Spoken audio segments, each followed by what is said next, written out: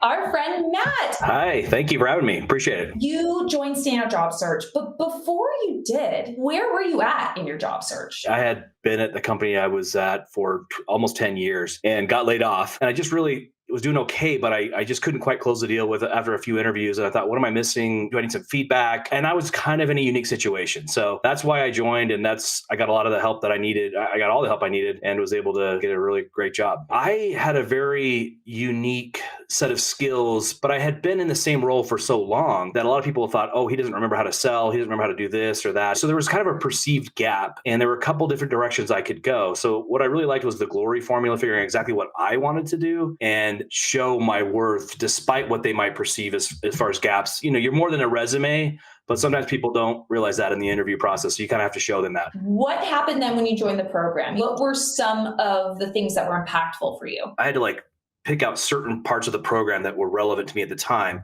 And then I would have unique questions that during the coaching sessions I had to have kind of urgent specific answers, which, you, Madeline, and all the other coaches were able to answer all my questions. And I really felt like my situation was unique. And so that little feedback and those answers to the unique questions I had were really impactful to me. And again, it was in a timely, quick manner that really helped me. The way you approached interviews, your confidence, what changed there? It really changed the way I interviewed. I don't know if people know that during the sessions they can sign up and get do a role play with an interview or things like that. Like I said, ask specific questions. And that was really important to me because I had what I thought were maybe a couple of unique interviews where sometimes it was a panel interview, sometimes it was a lunch interview. So just to be able to ask certain questions or practice prior was really helpful. And I think ultimately got me to the point where I'm at with my new job. And it really helped me show my value because I knew I had it, but I didn't really know exactly how to present it. It's kind of hard to brag about yourself without sounding pompous. Part of this was practice and feedback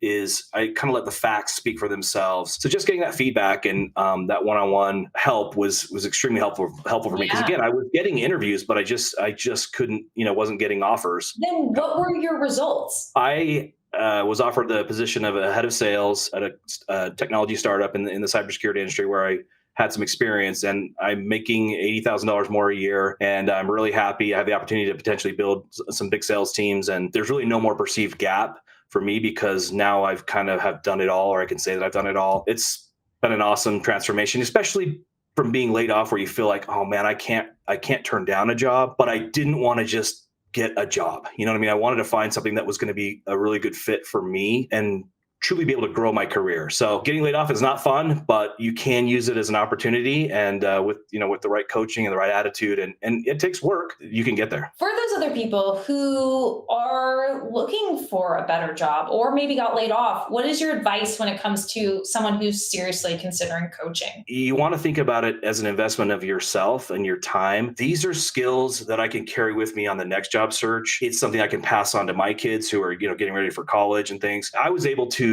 do an informational interview with someone that was a CISO, which would be really hard to get to talk to if it wasn't for the network within the SJS coaching. So there's an investment in money, but really it's you've got to make sure that if you're going to do this, you invest in yourself with your time and what you put into it, because what you put into it is what you're going to get out of it and more.